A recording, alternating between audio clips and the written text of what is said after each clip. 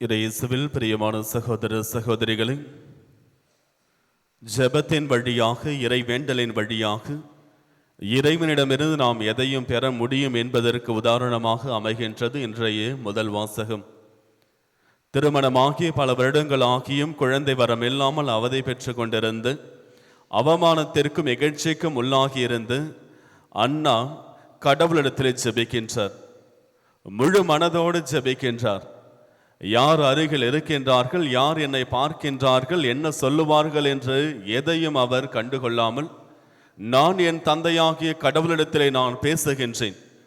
என்னுடைய உள்ளத்தில் இருக்கின்ற அழுகையையும், என் உள்ளத்தில் இருக்கின்ற மனக்கவலையும், துன்பத்தையும், என்னுடைய தேவையும் நான் என்னுடைய தந்தையிடத்திலே நான் வைத்து கொண்டிருக்கின்றேன் என்று எதை பற்றியும் கவலைப்படாமல், யார் பார்க்கிறார்கள் என்று கவலைப்படாமல் அண்ணா தன்னுடைய மனக்குமரல்களை எல்லாம் கடவுளிடத்திலே கொட்டி கொண்டிருக்கின்றார்.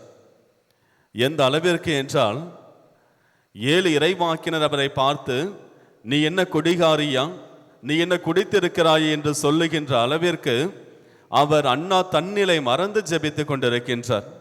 பிறகு அண்ணா சொல்லுகின்றார், நான் உள்ளம் நொந்த ஒரு பெண், என்னுடைய மனக்குமரல்களை எல்லாம் கடவுளிடத்திலே கொட்டி கொண்டிருக்கிறேன் என்று சொல்லி தன்னுடைய தேவையையும் துன்பத்தையும் அவர் அனுபவித்துக் கொண்டிருக்கின்ற எல்லா இகழ்ச்சிகளையும் அவமானத்தையும் அங்கே சொல்லுகின்றார். உடனே கடவுளுடைய வார்த்தையானது 7 இறைவாக்கினர் வழியாக அண்ணாவிற்கு வருகின்றது. இதோ நீ கருவுற்ற ஒரு மகனை பெறுவாய் என்று சொல்லுகின்றார். அதே போன்று அண்ணாவும் கருவுற்று ஒரு மகனை பெறுகின்றார். மிகப்பெரிய இறைவாக்கினரான சாமுவேலை மகனாக பெறுகின்றார் அண்ணா. தன்னுடைய துன்ப நேரத்தில் மட்டும் அவர் ஜெபிக்கவில்லை. தன்னுடைய மகன் பிறந்த பிறகும் கூட நன்றி பாடலாக கடவுளுக்கு நன்றி செலுத்துகின்றார். அதுதான் இன்று நாம் வாசித்த இந்த பதிலுரை பாடல். அண்ணா பாடிய அந்த பாடல், ஆண்டவரை முன்னிட்டு என் இதயம் மகிழ்கின்றது என்று. ஆக நம்முடைய வாழ்விலே நாம் எப்பொழுதும் இறைவனிடத்தில் ஜெபிக்க வேண்டும். நம்முடைய எல்லா தேவைகளையும் நிறைவேற்றுபவர் இறைவன். அவரிடத்தில் நாம் முழு நம்பிக்கையோடு ஜெபிக்கின்ற பொழுது இறைவன் நமக்கு தேவையான அனைத்து ஆசீர்வாதங்களையும் கொடுப்பார். இந்த ஜெபமானது நம்ம இறைவனிடத்தில் நேரடியாக தொடர்புக்கு வைத்து கொண்டிருக்கின்றது. நமக்கு தேவையான அனைத்தையும் நாம் பெற்றுக்கொள்வதற்கு ஒரு வழித்துணையாக இருந்து கொண்டிருக்கின்றது. நாம் ஜெபிக்கின்ற பொழுது தன்னிலை மறந்து ஜெபிக்க வேண்டும். ஜெபிப்பதற்கான ஒரு இறைப்பற்று கலந்த அச்சத்தோடு நாம் ஜெபிக்க வேண்டும். நாம் பல நேரத்தில் சொல்லுகின்றோம், நான் ஜெபித்து கொண்டிருக்கின்றேன் என்று. ஆனால் நம்முடைய ஜெபம் எப்படி இருக்கின்றது, நாம் எந்த வழிகளிலே ஜெபிக்கின்றோம் என்று சிந்தித்து பாருங்கள். ஆண்டவர் இயேசு கிறிஸ்து எவ்வாறு ஜெபித்தார் என்பதை நாம் பார்த்தோம் என்றால், நம்முடைய வாழ்விலே நாம் எந்த அளவிற்கு சரியான முறையில் ஜெபிக்கவில்லை என்பதை நாம் தெரிந்து கொள்வோம். எபிரேயருக்கு எழுதிய திருமுகம் 5வது அதிகாரம் 7வது வசனத்தில் நமக்கு கொடுக்கப்பட்டிருக்கின்றது. ஆண்டவர் இயேசு கிறிஸ்து இந்த உலகத்தில் வாழ்ந்த காலத்தில் தம்மை சாவிலிருந்து காப்பாற்ற வல்ல எல்லாம் வல்லவரை நோக்கி உரத்த குரல் எழுப்பி கண்ணீர் சிந்தி மன்றாடினார்.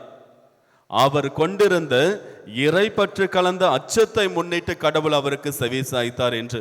நம்முடைய ஜெபம் இறைப்பற்று கலந்த அச்சமுடையதாக இருக்கின்றதா என்று யோசித்து பாருங்கள்.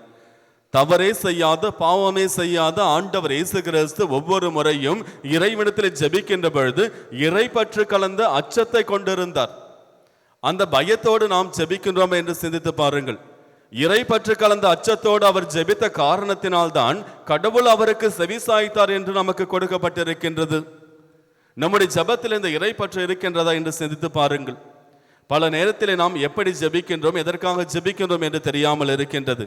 அனைத்தையும் உணர்ந்ததால் தான் புனித பவுலடியார் சொல்லுகின்றார். உரோமையருக்கு எழுதிய திருமுகம் 5வது அதிகாரம் 8வது வசனத்திலே சொல்லுகின்றார், அவர் நாம் இறைவேண்டல் செய்கின்ற பொழுதெல்லாம் நாம் எப்பொழுதுமே நமக்கு எப்படி ஜெபிக்க வேண்டும் என்று தெரியாதிருக்கின்ற நேரத்திலே நமக்கு தூய ஆவியானவருடைய துணை தேவை.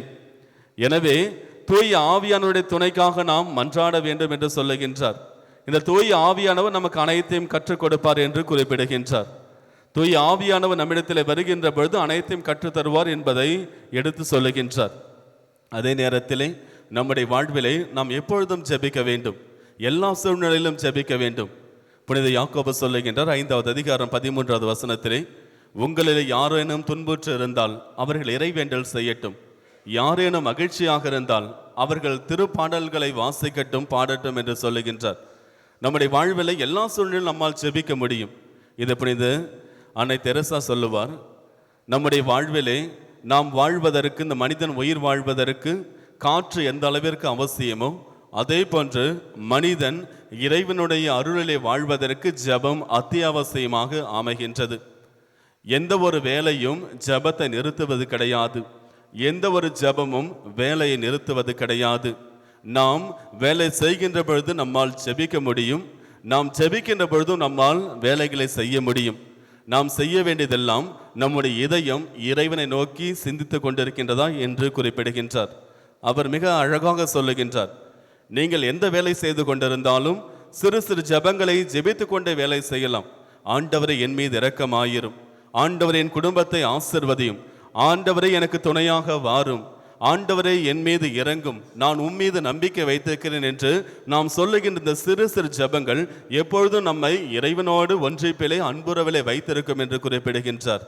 எனவே நம்முடைய வாழ்விலே நாம் எப்பொழுதும் ஜெபிப்போம். நாம் எப்பொழுதும் ஜெபிக்கின்ற பொழுது இறைவனுடைய ஆசீர்வாதங்களை பெற்றவர்களாக இருப்போம். ஆமீன்.